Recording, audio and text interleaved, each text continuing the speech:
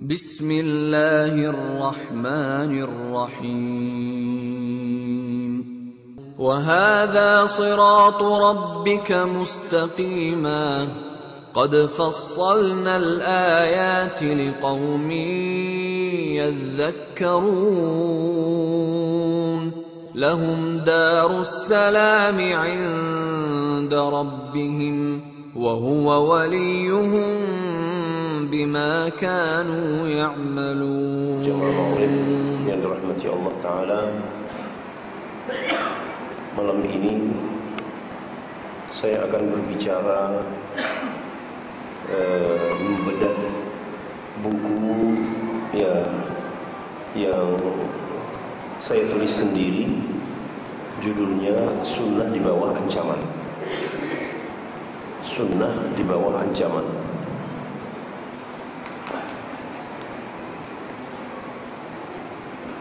Ini belum bisa ya.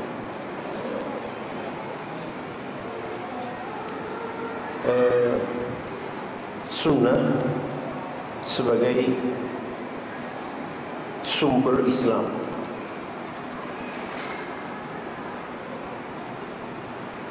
Al-masdar al-thani lisyariat al-islamiyah. Sumber kedua dari syariat Islam. Kalau kita perhatikan sepak terjang kaum yang anti kepada Islam atau faham yang menyimpang dari ajaran yang benar, itu hampir seluruhnya atau mungkin seluruhnya kita katakan menjadikan hadis ini sebagai sasaran tembaknya. Sasaran tembaknya itu hadis. Apakah itu yang namanya kaum liberal atau sekuler, pluralis? Begitu juga dengan Syiah, feminisme, atau aliran-aliran sesat lainnya yang mengatasnamakan tasawuf. Maka kita melihat semua aliran ini sama gerak-geriknya menjadikan hadis sebagai objek yang akan digoyahkan atau dihilangkan kepercayaan umat padanya. Jadi meragukan orang terhadap kedudukan sunnah, agar umat Islam hilang kepercayaan kepada hadis. Caranya yang macam-macam. Intinya itu, kadang-kadang mereka memakai baju ataupun baju akademik, ya.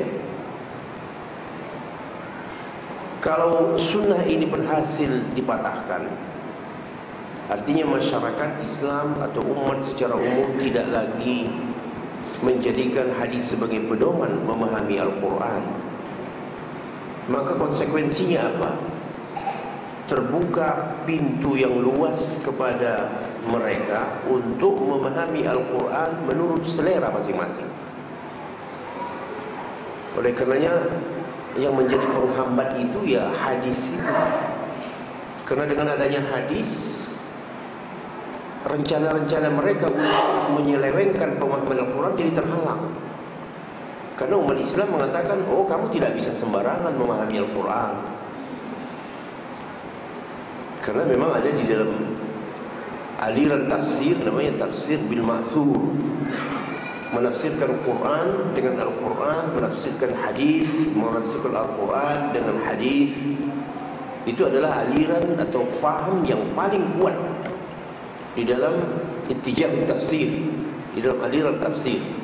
Dan umat Islam alhamdulillah berpegang dengan faham ini. Jadi selama ada hadis diyakini sebagai sumber agama, maka rencana-rencana mereka untuk menyelewengkan Al-Quran tetap berujung pada kegagalan. Dan ini mereka sadar betul. Oleh karenanya lah, seperti kita katakan di depan tadi, yang mereka bidik adalah hadis. Bagaimana kaum muslimin ini baik, artinya orang terdidiknya ataupun orang awamnya, sampai kepada kesimpulan tidak perlu hadis, cukup dengan apa? Al-Quran saja. Ya, bahaya sekali. Faham ini sangat bahaya. Adalah seorang alim namanya Syekh Mustafa As-Sibai, ya, dari Suriah, Allah yarhamu, menulis disertasi doktornya dengan judul Makanatus Sunnah fi Tasyri' Islam, kedudukan sunnah di dalam tasyri' Islam. Ini disertasi beliau ini jadi rujukan besar dalam penulisan tesis ataupun disertasi. Ini diajukan beliau ke Fakultas Syariah Universitas Al-Azhar dulu.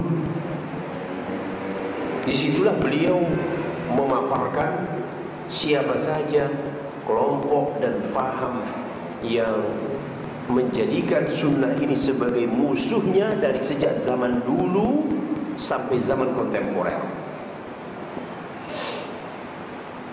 Nah, jadi sekali lagi, apabila kepercayaan kepada hadis sudah bisa digoyahkan, atau ya paling tidak orang mengentengkan posisi hadis, jadi oleh karenanya semakin besarlah ruang untuk menafsirkan Al-Quran berdasarkan logika sendiri atau faham yang dibuat oleh kelompok dan aliran masing-masing.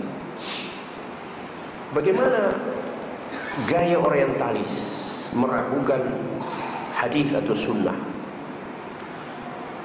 Ya, dengan berlindung di balik sikap kritis yang sering digembar-gemborkan oleh orientalis ini dalam mengkaji nusus Islamiyah, teks-teks Islam. Kata mereka, kita harus membaca teks-teks Islam itu secara kritis. Jadi apa saja kita pertanyakan dulu keabsahannya. Nah, ini yang membuat tertipunya sebahagian sarjana-sarjana muslim. Ya, tertipu dengan slogan itu. Oh, kita harus berpikir kritis. Tetapi dia tidak sebutkan apa yang harus dikritisi. Kalau mengkritisi yang sudah jelas, yang sudah pasti, itu namanya ngawur. Yang perlu dikritisi yang memang pantas untuk dikritisi. Hasil pikiran manusia pantas dikritisi. Tetapi kalau wahyu, apakah itu Quran, apakah itu hadis Nabi, kalau dikritisi itu namanya ngawur, bahasa sederhananya. Nah, tetapi mereka dengan gaya menipunya itu, ya begitu modelnya. Dia sodorkan sebuah kerangka berpikir, dia sebut inilah ilmiah, meragukan segala-galanya untuk sampai kepada hasil kesimpulan yang diyakini. Maka tergodalah orang-orang yang datang dari negeri-negeri muslim, utusan belajar ke negara-negara non-Islam itu, ya, untuk mengambil gelar master, doktor dan sebagainya. Nah, gara-gara tertipu dengan gaya orientalis, mempertanyakan keabsahan hadis. Dari sisi apa dipertanyakannya? Dari sisi, kata mereka, validitasnya, kevalidannya. Kenapa? Karena kata mereka hadis tidak dicatat di zaman Nabi sallallahu alaihi wasallam. Kata mereka, hadis tidak dicatat pada zaman Nabi. Dan ungkapan inilah yang diulang-ulang oleh murid-murid mereka, yang ada di Indonesia, yang ada di perguruan tinggi Islam, ya, negeri dan swasta. Jadi yang diulang mereka itu ya ibarat beo. Apa kata tuannya? Assalamualaikum, Assalamualaikum. Nah, begitulah kira-kira mereka ini. Jadi gurunya mengatakan begitu di sana di barat, maka muridnya pun bilang begitu juga di Jakarta atau di daerah Ciputat dan yang sejenisnya.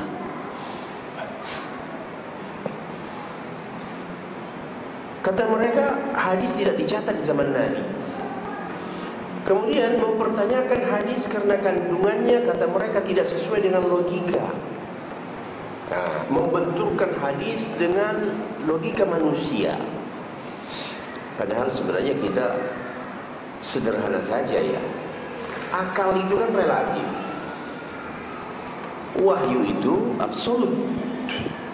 Bagaimana mungkin sesuatu yang absolut ditundukkan kepada yang relatif? Ya. Bagaimana sesuatu yang absolut diukur kebenarannya oleh alat ukur yang relatif? Gak kena. Mengukur wahyu, menguji kebenaran wahyu dengan akal terlalu rendah. Alat ukurnya terlalu rendah. Kata mereka karena kandungan hadis itu banyak yang tak sesuai logika. Kemudian mempertanyakan hadis karena bertentangan dengan sains. Nah, karena mereka ini ya bergelut, artinya ilmu pengetahuan di barat, ya membanggakan kemajuan sains, lalu itu dibenturkan dengan hadis Nabi. Jadi dari segi keabsahan, nah inilah gaya orientalis. Dan sekali lagi inilah yang diikut-ikut, ya, di copy paste oleh murid-murid mereka di dunia Islam. Maka termasuklah ada ya satu buku yang pernah menjadi buku wajib di hampir seluruh perguruan tinggi Islam di Indonesia, baik negeri ataupun swasta, bahkan merambah ke perguruan tinggi umum untuk mata kuliah agama. Apa judul bukunya itu? Islam ditinjau dari berbagai aspeknya. Alhamdulillah buku ini sudah ditelanjangi oleh Pak Rashidi, ya. Dan beliau sangat kompeten di bidang itu. Nah, ini sudah ya dipreteli sama Profesor Rashid. Sang penulis ini ya dulu berkecimpung di Ciputat, sementara Pak Rashidi itu mengajar agama di UI di Salemba dulu. Ya. Nah, isi dari buku itu boleh kita sebut merusak Islam, merusak pemahaman Islam yang benar. Dari sisi akidah menonjol-nonjolkan faham Mu'tazilah. Di dalam sejarah pemikiran Islam yang Mu'tazilah ini mendewa-dewakan akal. Bahkan sampai ke tingkat kalau ya wahyu tidak bisa diterima oleh akal, wahyunya boleh ditolak. Kemudian merusak pemahaman tentang Al-Quran, bahkan sampai merusak pemahaman tentang hadis. Nah, lalu apa yang dikemukakan di dalam buku ini kira-kira tidak jauh-jauh dari guru mereka juga yang ada di barat, peraguan. Sama, hadis tidak ditulis sejak zaman Nabi SAW. Kapan ditulis? Sejak abad ketiga Hijriyah, yaitu pada zaman Imam Bukhari. Oh, kalau begitu ada 200 tahun lebih hadis itu tidak ditulis, sampai menunggu datangnya Imam Bukhari. Ya. Sebelum itu tidak pernah ditulis ini sama sekali hadis. Jadi Lalu mereka membangun premis itu untuk sampai kepada kesimpulan apa? Isi hadis tak bisa dipertanggungjawabkan. Tidak bisa dipertanggungjawabkan dari pemalsuan, karena memang tidak ditulis. Jadi sesuatu yang tidak ditulis tak bisa dipertanggungjawabkan. Bisa saja kata mereka, omongan siapa-siapa masuk dibilang hadis. Kalau orang yang awam bisa tertipu tidak? Bisa.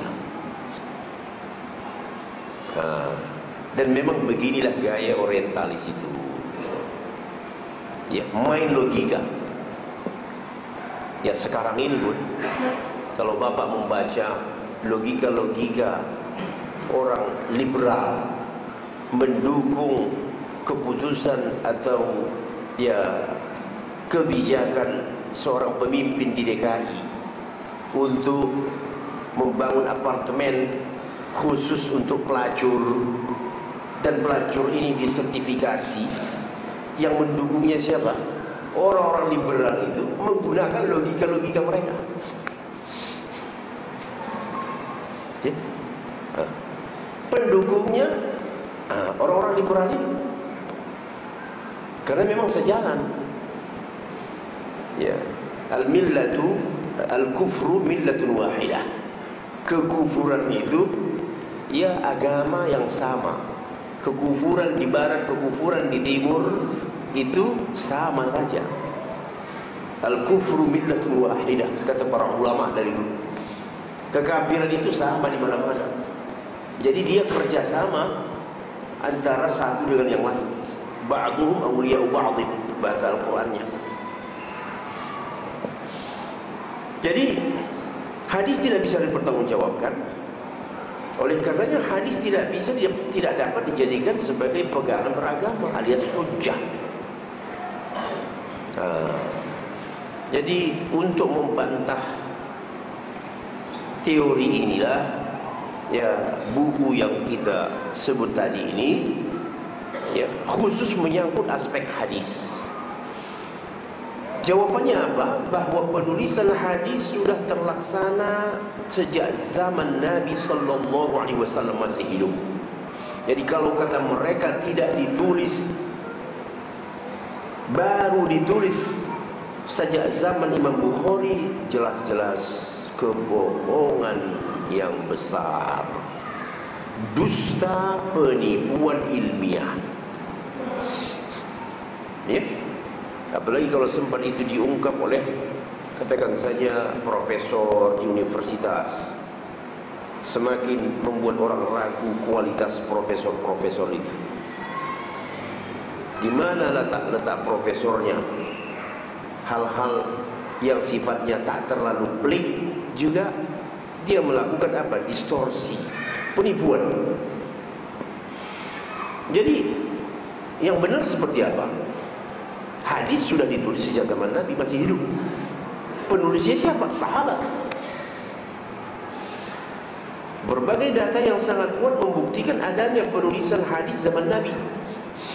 Nah, itu bisa dibaca langsung nanti di buku sunnah ini, sudah di bawah ancaman. Siapa saja penulis-penulis hadis itu? Ya. Mencapai ratusan lembaran tulisan. Ratusan lembaran tulisan. Lebih dari 100 jumlah sahabat yang menulis hadis. Ya. Ada namanya Abdullah bin Amr ibn al-As. Masya Allah. Ya, ini Abdullah bin Amr ibn al-As. Kata dia apa? Dalam hidup ini yang bagi saya yang paling mahal harganya cuma dua. Satu, ada tanah wakaf saya di dekat Masjid Nabawi di Madinah. Yang satu, sahifah ini. Sahifah ini adalah maksudnya bundel hadis yang dia tulis. Karena isi sahifah ini adalah hadis yang kudengar langsung dari mulut Nabi sallallahu alaihi wasallam. Dia tulis Dan inilah yang dinafikan oleh orientalis tadi. Mungkin karena dia tidak tahu, mereka tidak tahu, atau memang mungkin kalaupun tahu itu sengaja apa? Dibelokkan. Jadi Abdullah bin Amr bin As sejak zaman Nabi masih hidup dia sudah menulis hadis. Memang ada cerita singkat dari Abdullah. Ini putranya Amr bin As, gubernur pertama di Mesir. Jadi anaknya namanya Abdullah. Apa kata Abdullah pernah curhat kepada Rasulullah? Ya Rasulullah, sebahagian orang-orang Quraisy ini ya mengatakan kepadaku, kenapa kamu tulis segala yang diucapkan oleh Nabi? Bukankah Nabi juga adalah manusia yang kadang gembira, kadang bersedih, ya? Ada unsur-unsur kemanusiaan. Kenapa kamu menulis segala yang kau dengar dari Rasulullah? Itu diadukan oleh Abdullah kepada siapa? Kepada Rasulullah sallallahu alaihi wasallam. Lalu apa kata Nabi? Uktub fawalladhi nafsi biyadihi ma kharaja minhu illa haqq. Tulis terus, jangan berhenti. Demi diriku yang ada di tangannya, tidak ada yang keluar dari sini, beliau menunjuk ke mulutnya, kecuali pasti benar. Dan itulah yang sesuai dengan ayat Al-Quran. Wa ma yantiqu 'anil hawa in huwa illa wahyun yuha. Bahwa beliau tidak bertutur dengan hawa nafsunya, melainkan wahyu yang diwahyukan kepadanya. Terjawab. Kata Rasulullah, tulis, tidak ada yang keluar dari sini kecuali pasti hak. Itulah yang membuat Abdullah terus menulis. Dan sahifah yang dia tulis itu dikumpulkannya, dan sampai sekarang manuskripnya masih ada, masih tersimpan di sejumlah perpustakaan di Mesir, perpustakaan Universitas Al-Azhar, di perpustakaan Ma'hadil Makhtutat di Mesir, di kota Kairo, masih tersimpan. Nah, inilah yang dinafikan oleh orientalis, mungkin karena tidak tahu atau karena sengaja menafikannya. Kemudian ada yang namanya Sahifah Jabir. Jabir bin Abdullah di antara sahabat yang banyak menulis hadis. Hadis itu didengarnya dari Rasulullah. Dan juga Sahifah Jabir ini sudah ditemukan oleh para ulama dalam bentuk manuskrip, ya, yang tersimpan di perpustakaan Islam yang sangat kuno. Perpustakaan Islam yang kuno itu, ya, yang paling kayanya Universitas Al-Azhar, perpustakaan Al-Azhar. Kemudian ada namanya perpustakaan Al-Zahiriyah di kota Damaskus, Dimashq, yang sekarang hancur-hancuran, ya, yang cukup sedih kita. Begitu juga perpustakaan di kota-kota Mesir, di Mansurah. Kemudian Liga Arab mengumpulkan manuskrip Arab itu di sebuah perpustakaan manuskrip namanya Ma'had al-Makhtutat di Kairo. Jadi semua orang, bukan cuma dari Mesir saja, semua orang dari dunia ini kalau mau merujuk manuskrip, dia harus datang ke Kairo, ke Mesir, karena disitulah induk manuskrip. Kitab apa saja yang pernah ditinggalkan para ulama, insya Allah di sana ada. Nah, ya. Dan alhamdulillah karena teknologi berkembang, itu bisa digandakan, dikopi, ya, mikrofilm namanya.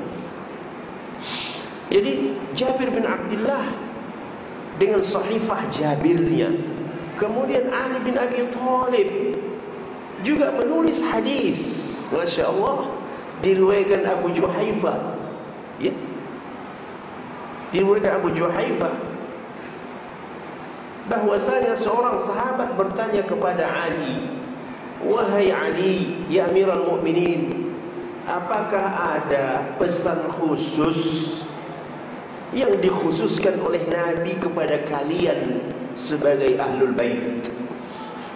Dengar apa dijawab Ali. Tidak ada yang khusus kecuali apa yang ada di dalam sahifah ini. Itulah dia sahifah Ali. Jadi kalau ada orang menuduh, oh Rasulullah meninggalkan pesan khusus untuk jadi khalifah menggantikan Rasul setelah mati, bohong 100%. Tidak akan mungkin Ali bin Abi Thalib menyembunyikan pesan itu kalau pesan itu ada. Dan Ali adalah seorang pemberani. Mana ada takutnya Ali bin Abi Thalib? Takut sama siapa dia? Ya. Ketika ditanya orang sahabat, wahai Amirul Mukminin, apakah ada pesan khusus ditinggalkan oleh Rasul kepada kalian sebagai Ahlul Bait? Tidak ada kecuali dalam sahifah ini. Ketika dibongkar sahifah itu, isinya apa? Inilah dia sahifah Ali. Isinya ketentuan-ketentuan tentang pidana Islam, hukum tentang qisas. Tidak ada isinya wasiat jadi khalifah, jadi imam, ya. Penipuan besar. Nah, itu terkenal dengan sahifah Ali. Kemudian ada lagi Hammam bin Munabbih. Hammam bin Munabbih ini adalah murid Abu Hurairah. Beliau ini sebenarnya tadinya itu yang mu'allaf, ahlul kitab, masuk Islam, ya, lalu meriwayatkan hadis, menempel Abu Hurairah, dan beliau menulis hadis-hadis yang dia riwayatkan dari Abu Hurairah. Jadi Bapak bisa bayangkan bagaimana Abu Hurairah lumbung hadis, lalu Hammam bin Munabbih menempel Abu Hurairah, mencatat hadis-hadis yang dia dengar dari Abu Hurairah radhiyallahu anhu. Di samping ratusan sahifah yang dikumpulkan, ya, pada zaman, artinya sahifah itu sahifah yang ditulis oleh para sahabat ridwanullahi alaihim ajma'in. Jadi kalau tadi kata orientalis dan murid orientalis, hadis tidak ditulis pada zaman Nabi, jawabannya apa? Kasihan dulu. Karena engkau tidak tahu, kamu bilang tidak ditulis zaman Nabi. Jadi betul istilah Betawi itu mantap betul. Kasihan dulu. Itu saja kau nggak tahu.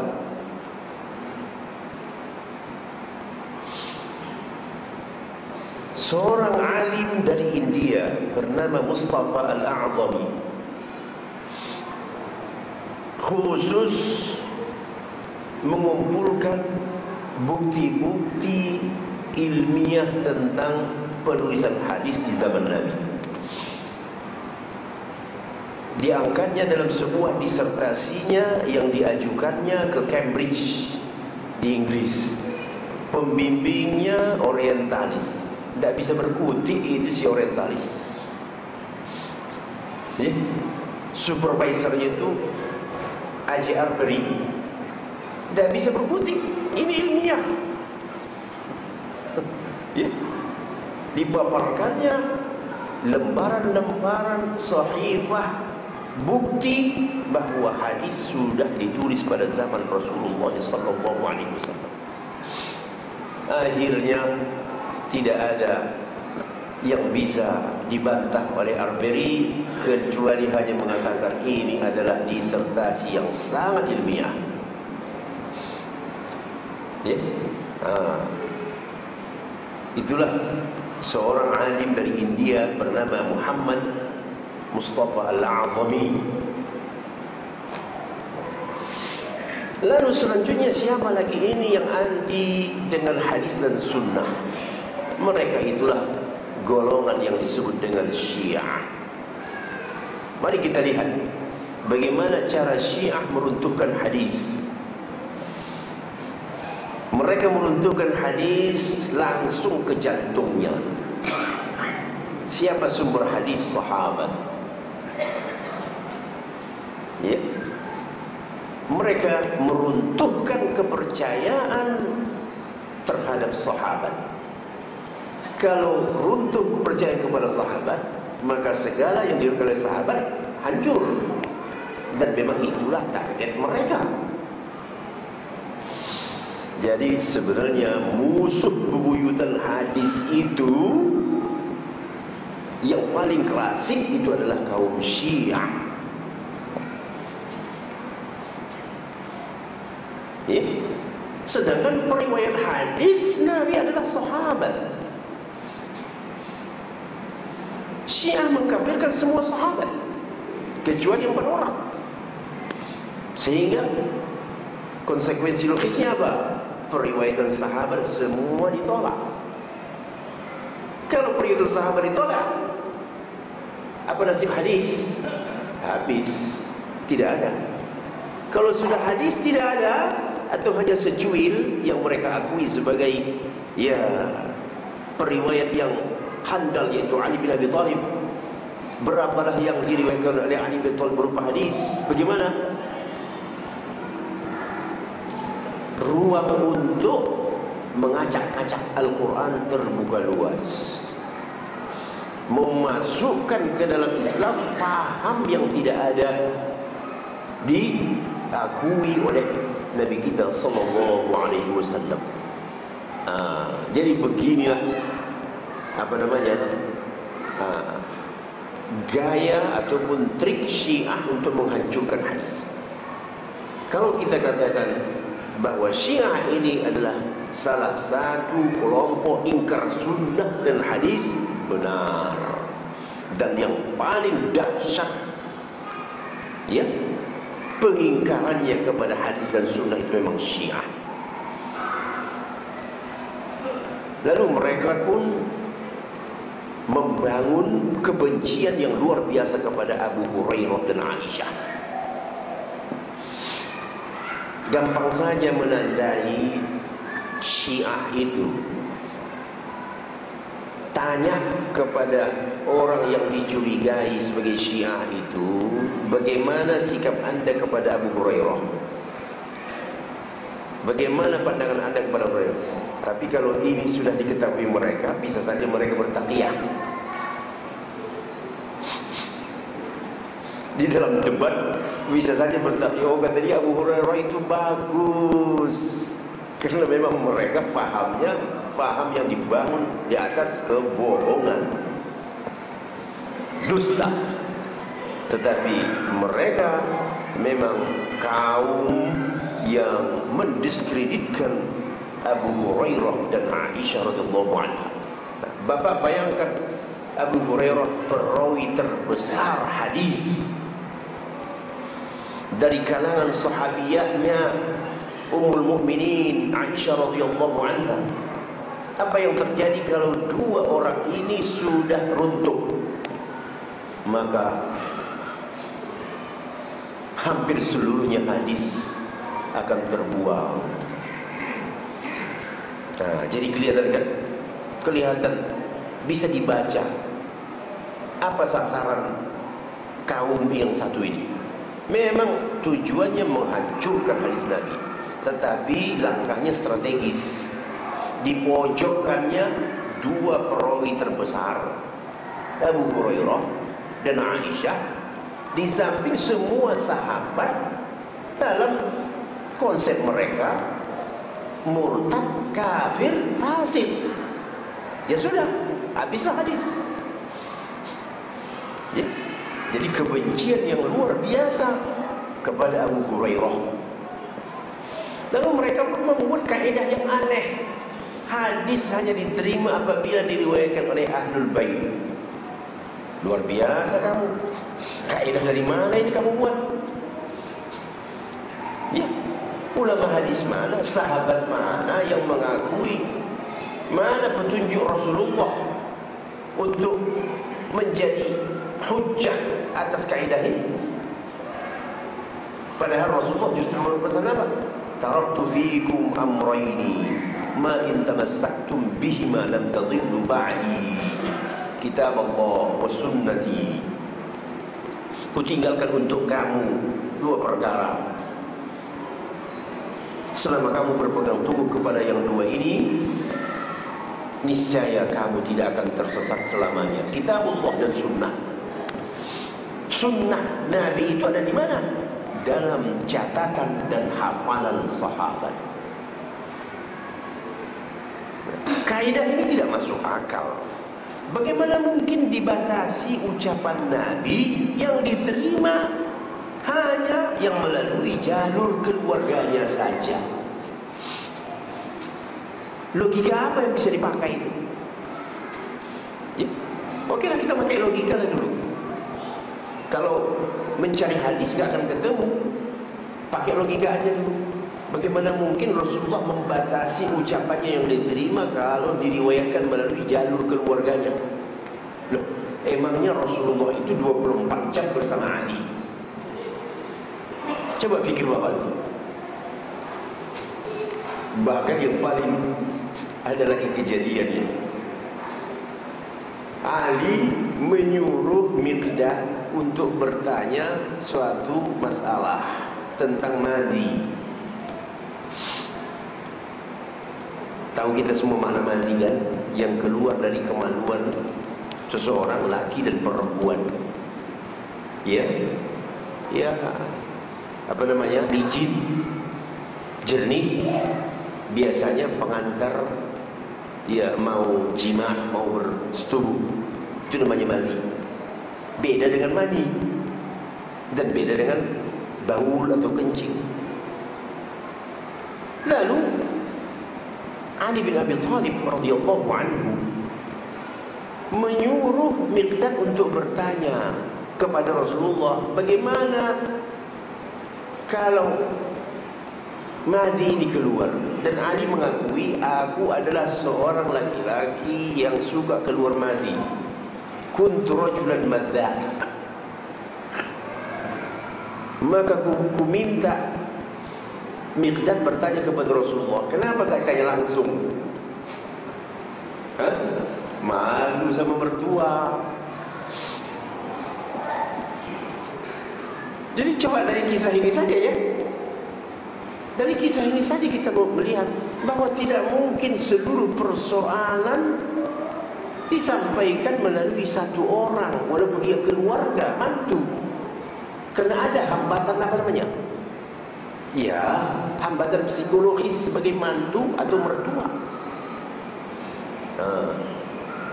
Jadi kalau ada orang membangun kaidah hadis yang diterima hanya hadis yang melalui jalur keluarga, itu betul-betul tidak diterima secara syara', naklan wa aklan. Secara akal dan nakal tidak akan diterima. Bagaimana Ahlus Sunnah? Oh, Ahlus Sunnah membuat kaidah yang penuh dengan hujjah, diterima dan masuk akal. Apa kata Ahlus Sunnah? Semua sahabat adil. As-sahabatu kulluhum udul. riwayat mereka semua harus diterima, tak boleh ditolak. Karena Allah Ta'ala sudah merekomendasi sahabat radhiyallahu anhu wa radu anhu. Allah ridho kepada mereka, diridhoi karena mereka adil.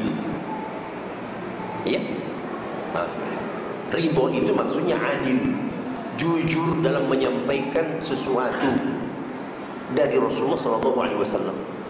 Jadi prinsip Ahlus Sunnah menerima semua riwayat yang disampaikan oleh sahabat, sehingga lengkaplah isi agama ini.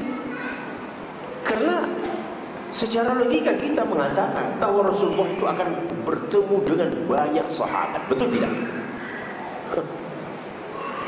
Ya. Dalam perang dia bertemu dengan sahabat, dalam keadaan damai dia dengan sahabatnya. Ya. Dalam pengajian, waktu dia urusan-urusan pribadi, meminta bawakan air 1 ember kepada sahabat yang lain, Anas bin Abi Thalib, Anas bin Malik, itu semuanya hadis yang beliau sampaikan dan direkam oleh siapa? Para sahabat-sahabat itu. Jadi sahabat seluruhnya tidak perlu diuji keadilannya, karena Allah yang langsung memberi gelar adil kepada mereka dengan sebutan radhiyallahu anhu wa radu anhu. Inilah kaidah yang benar. Ya. Dan alhamdulillah kita dengan faham Ahlus Sunnah wal Jamaah, semua kaum muslimin, ya, merasa betul-betul hidup di bawah naungan sunnah. Karena hadis yang diucapkan ataupun praktek yang dilakukan Nabi itu hampir tidak ada yang hilang, semuanya terekam. Kalau tidak disampaikan sahabat ini, disampaikan sahabat yang sono. Kalau tidak disampaikan yang di sana, yang di sini. Karena inilah yang namanya agama. Jadi tidak ada yang hilang dari agama itu. Karena tadi sudah dibangun sebuah kaidah, as-sahabatu kulluhum udul. Sahabat itu seluruhnya adil. Jadi tidak boleh ditolak periwayatan seorang sahabat. Lalu berikutnya, penolak sunnah atau hadis ini siapa? Orang-orang rasionalis yang mengaku sebagai faham rasional, mendewa-dewakan akal. Maka mereka menolak hadis yang kata mereka tidak bisa, tidak sejalan dengan akal. Contohnya hadis Isra wal Mi'raj. Padahal hadis itu ada di mana? Di dalam Sahih Al-Bukhari. Ngeri kita kalau sempat ada orang menolak hadis di dalam Sahih Bukhari. Ngeri. Kamu tolak hadis yang ada di dalam Sahih Bukhari. Semua ulama sepanjang zaman telah pernah membaca dan mengoreksi hadis itu, sehingga muncullah kaidah bahwa Sahih Bukhari talaqqatul ummah bil qabul, diterima oleh umat seluruhnya. Ya, diterima oleh umat seluruhnya melalui siapa? Para ulama-ulama dari berbagai madhab.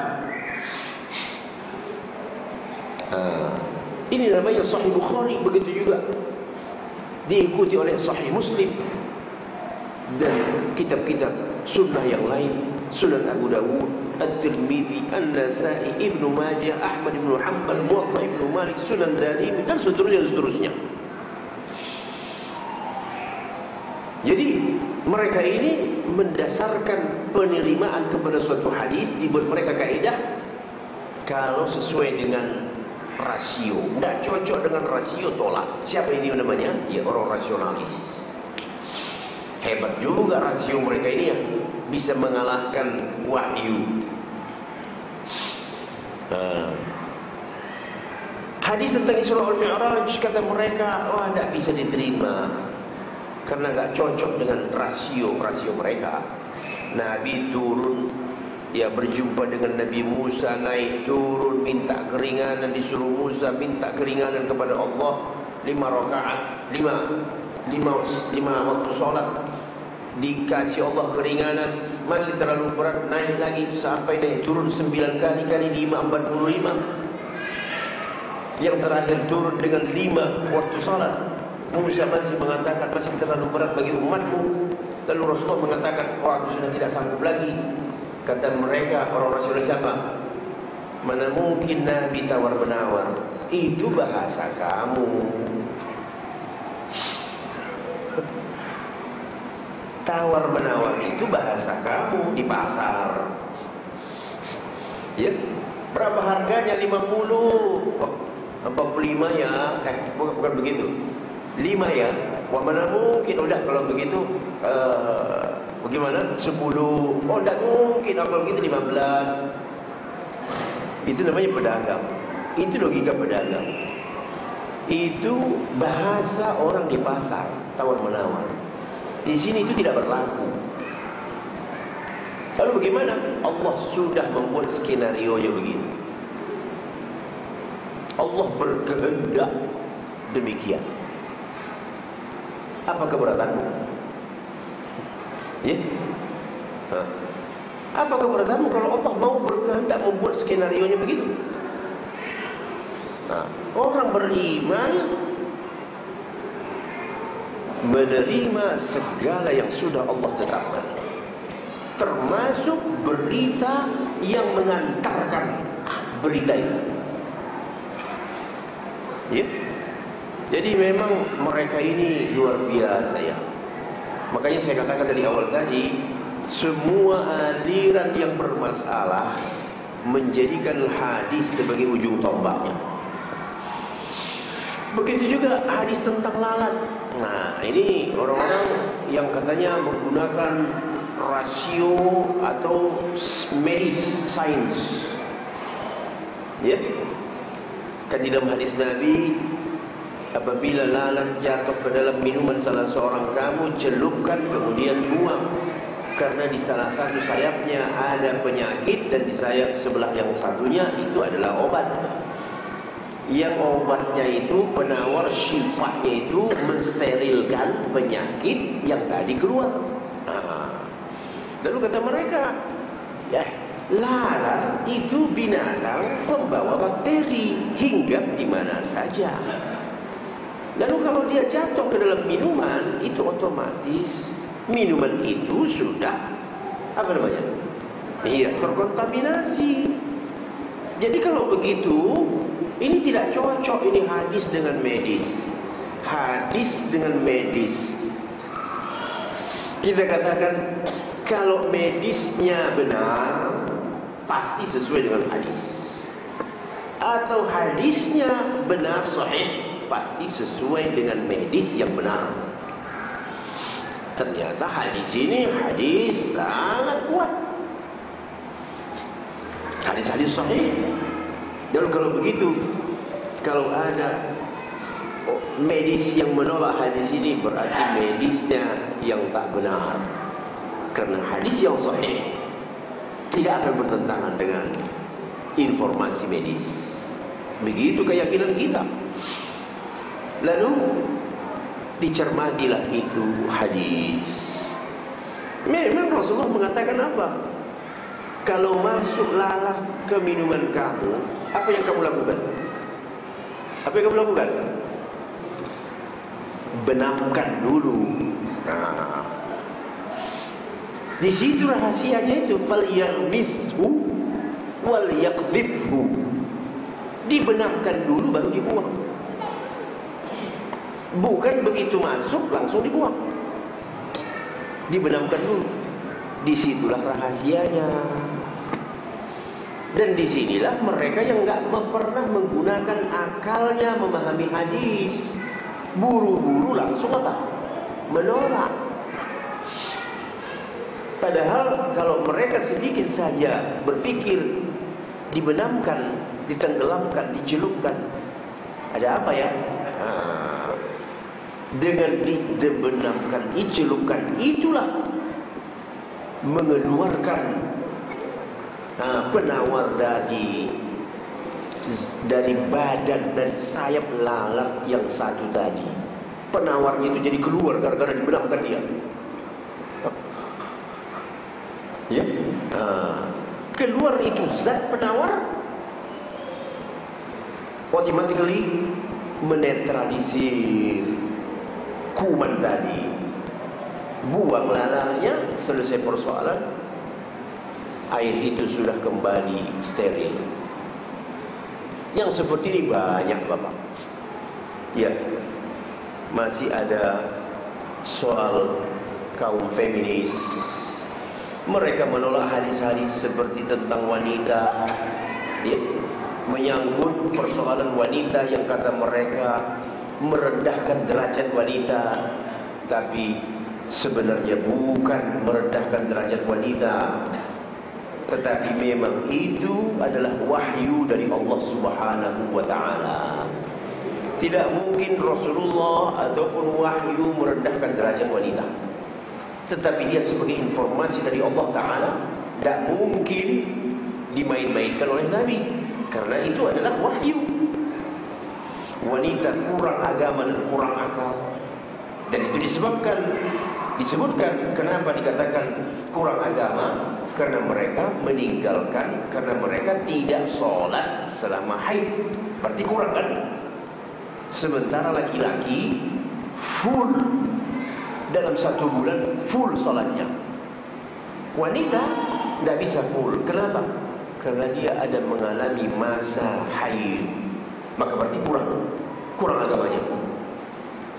Begitu juga kurang akalnya. Kenapa? Karena Allah sudah menetapkan yang jadi saksi itu 2 orang lelaki. 2 orang lelaki. 1 laki-laki itu sama kedudukannya 2 kesaksian wanita. Allah menetapkan demikian.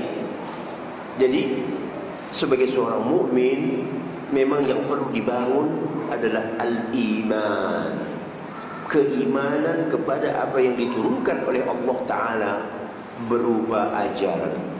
Mungkin sampai di sini dahulu. Ya, insyaallah kalau ada kesempatan di lain waktu kita akan sambung. Untuk detailnya, ya bapak-bapak bisa ya membaca bukunya langsung, bahkan lebih bagus kalau ya ini didiskusikan. Subhanakallah wa bihamdika asyhadu an la ilaha illa anta astaghfiruka wa atubu ilaik. Wassalamualaikum warahmatullahi wabarakatuh.